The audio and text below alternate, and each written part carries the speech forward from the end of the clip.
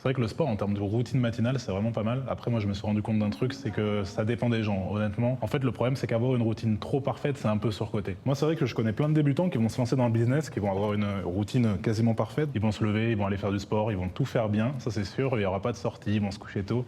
Franchement, c'est parfait, mais le problème, c'est que la plupart du temps, quand tu fais ça, tu négliges un truc. C'est de faire rentrer de l'argent. Le problème, c'est qu'à la fin de la journée, quand tu as coché toutes les cases en vert de ta routine parfaite, donc que tu as tout fait bien comme il faut, comme tu avais prévu, la plupart du temps, même si tu n'as pas fait rentrer d'argent, à la fin de la journée, tu vas être satisfait, mais en réalité, le vrai focus, c'est de réellement faire rentrer du cash. Si je mets de côté l'aspect santé avec le sport, le fait d'avoir une vie équilibrée. Si on parle d'un point de vue business, le problème des routines, c'est que ça rassure. Quand tu as une routine trop parfaite, tu vas cocher en vert toutes les cases de ta routine. Lire, se former, c'est top, mais le problème, c'est qu'à la fin de la journée, si tu as réussi à faire tout ça, même si tu n'as pas fait rentrer d'argent, tu vas être satisfait.